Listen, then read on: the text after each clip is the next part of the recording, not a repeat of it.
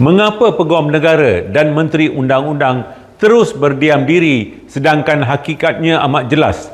Tindakan Perdana Menteri Anwar Ibrahim menandatangani perjanjian Trump dengan Amerika Syarikat adalah tidak berperlembagaan. Perkara pokok yang tidak boleh disembunyikan lagi ialah bahawa Perdana Menteri Anwar telah bertindak di luar kapasiti perlembagaan apabila beliau secara unilateral memasuki perjanjian antarabangsa tersebut tanpa mematuhi kehendak perkara 69 Perlembagaan Persekutuan yang menetapkan bahawa kuasa membuat perjanjian antarabangsa adalah kuasa persekutuan secara keseluruhannya yang kemudiannya memberikan mandat kepada Perdana Menteri, bukan kuasa mutlak Perdana Menteri atau Kabinet secara bersendirian. Peguam negara sebagai penasihat undang-undang negara dan Menteri Undang-Undang seharusnya menasihatkan Perdana Menteri supaya melaksanakan tanggungjawab dalam turutan berikut. Pertama, mendapatkan perkenan ke bawah duli Yang Maha Mulia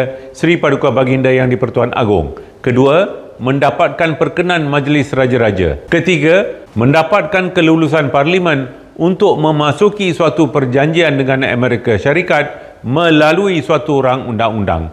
Keempat, mengemukakan rang undang-undang tersebut kepada Yang di-Pertuan Agong untuk diperkenankan oleh Baginda. Walaupun mukadimah perjanjian itu menggunakan istilah Kerajaan Malaysia, keseluruhan teks perjanjian yang berbunyi Malaysia Shall, iaitu Malaysia hendaklah, menunjukkan bahawa Perdana Menteri telah mengikat Malaysia sebagai sebuah persekutuan, bukan sekadar kerajaan atau kabinet. Ini adalah tindakan yang melangkaui kuasa eksekutif dan secara langsung menjejaskan pertama, kedudukan dan kuasa Yang di-Pertuan Agong. Kedua, peranan Majlis Raja-Raja.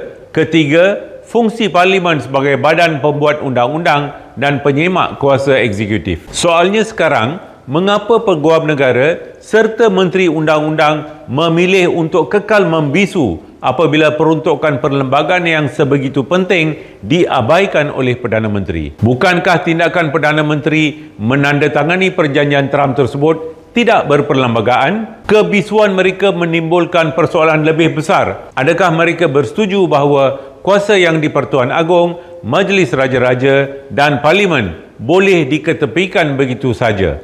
Adakah mereka akan memperbetulkan tindakan tidak berperlembagaan oleh Perdana Menteri ini? Hakikatnya, tanpa pematuhan kepada perkara 69, perjanjian Trump itu tidak sah dan tidak mengikat Malaysia walaupun ia telah ditandatangani oleh Perdana Menteri. Kerajaan tidak boleh dan tidak pernah boleh mengikat persekutuan secara unilateral dalam hal ehwal antarabangsa. Adakah mereka akan bersetuju bahawa memandangkan Perdana Menteri menandatangani perjanjian yang tidak sah, maka tiada sebab mengapa perjanjian ini perlu diratifikasikan? Maka timbullah persoalan yang wajib dijawab oleh pihak yang bertanggungjawab menjaga keluhuran perlembagaan. Sampai bila Peguam Negara dan Menteri Undang-Undang mahu terus berdiam diri sedangkan perlembagaan negara sedang dipijak oleh tindakan eksekutif sendiri?